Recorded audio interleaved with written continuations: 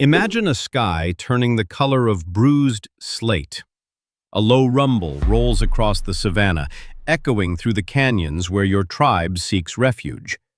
Today, a light drizzle is an inconvenience, but for our ancestors 50,000 years ago, 3 days of relentless, pouring rain was a profound trial of endurance. Without the comfort of modern waterproofing or climate-controlled rooms, the environment became a wall of damp, cold air. This was not just a mood, it was a physical obstacle. As the first drops hit the parched earth, the air filled with the scent of ozone and wet dust. But soon, that pleasant smell would give way to the bone-chilling reality of saturation.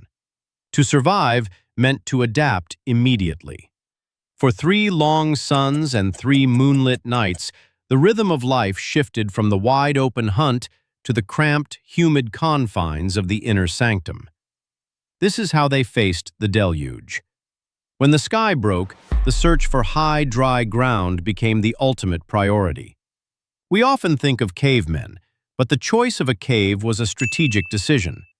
A good shelter needed a high floor to avoid flash floods, and an orientation that did not let the wind drive the rain deep into the living space. For those in open plains, the response was different. They would have utilized heavy mammoth hides or woven branches, slanted steeply to shed water away from their sleeping areas. Imagine the sound of thousands of raindrops drumming against a stretched bison skin, a deafening, rhythmic percussion that signaled isolation. Inside these cramped spaces, the air grew thick and heavy. Our ancestors had to be master hydrologists on a small scale, digging shallow trenches around their bedding to redirect runoff and ensuring that their dry supplies of food and clothing remained elevated. It was a battle against the rising damp, a fight to keep the moisture from leaching the heat out of their very bones. Every crack in the stone, every leak in the hide had to be addressed with mud or moss. Survival in the rain was not a passive act of waiting. It was an active engineering challenge.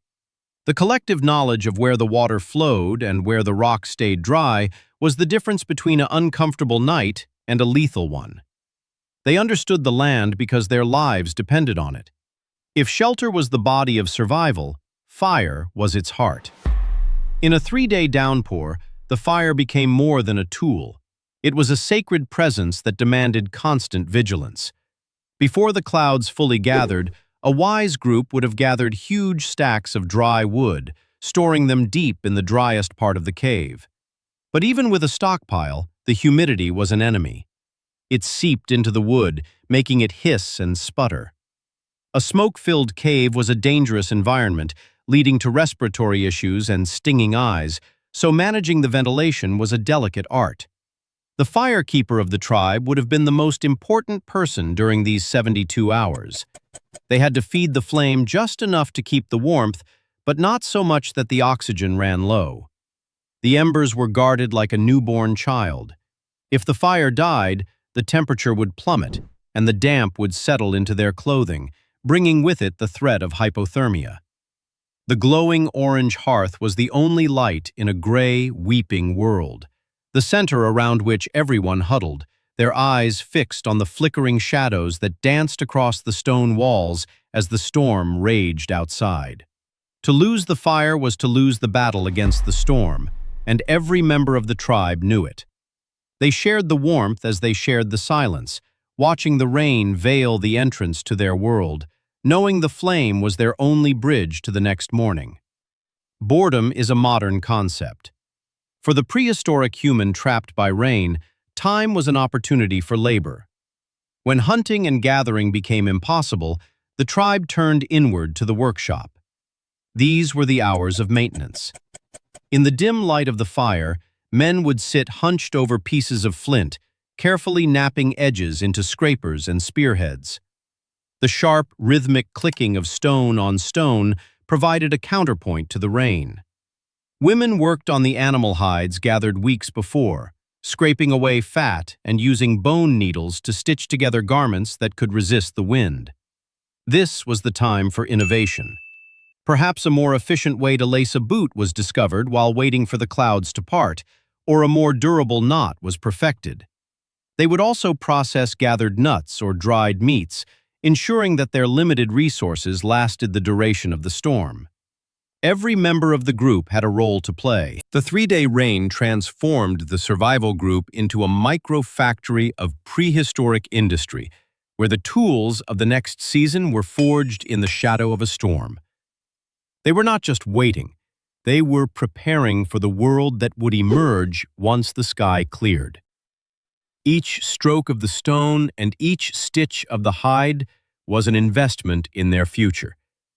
The sound of rain became the backdrop for the sounds of progress, ensuring that when they finally stepped outside, they were stronger than when the first drop fell.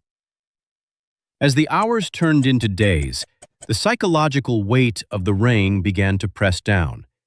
Humans are social animals, and being confined in close quarters for 3 days created a unique social laboratory. This is likely where the foundation of oral tradition was solidified.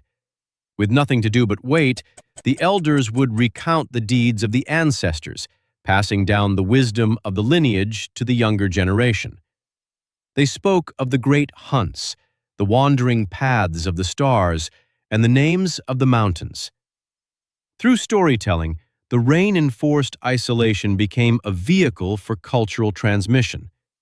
Language itself likely evolved in these intimate settings, as more complex ideas required more complex words to describe them. Children watched and imitated, learning the social hierarchies and the nuances of tribal law through observation.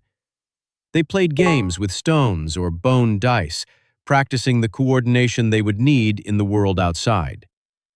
The sound of human voices, laughter, humming, and chanting formed a barrier against the roar of the wind, weaving a social fabric that was as vital to their survival as any spear or fire. This period of forced closeness strengthened the bonds that made the tribe a single, functioning unit. In the darkness of the storm, the identity of the group was forged and tempered, ensuring that the stories of their survival would be carried forward to the next generation, long after the dampness had faded from the air. To the ancient mind, 3 days of continuous rain was rarely seen as a random meteorological event. It was often perceived as the work of the spirits or the weeping of the gods. The rituals performed during these deluges were attempts to negotiate with the elements. Shamans might have marked the walls of the cave with ochre, creating images of animals or celestial symbols to bring back the sun. They would sing to the sky, their voices rising in a melodic plea for the water to stop. This was the birth of religion and ritualized hope. Every flash of lightning was a divine signal, every roll of thunder a voice to be interpreted. By turning the rain into a spiritual narrative, they reduced their fear of the unknown. They were not just victims of the weather, they were active participants in a cosmic drama, waiting for the celestial forces to find balance once more. This spiritual connection gave them a sense of control over a world that was otherwise chaotic and indifferent. Eventually, the clouds would thin, and the relentless drumming would fade to a gentle drip. As the sun finally pierced through the mist, our ancestors emerged from their shelters into a world transformed. The earth was soft, the rivers swollen, and the air crystal clear. They survived not by conquering nature, but by respecting its power and utilizing their most powerful weapon, their collective intelligence. This resilience is encoded in our very DNA. Every time you find comfort indoors while it rains, you are echoing a strategy that was perfected thousands of generations ago. We are the descendants of those who knew how to keep the fire burning, who knew how to tell a story in the dark, and who understood that even the longest storm must eventually give way to the morning light.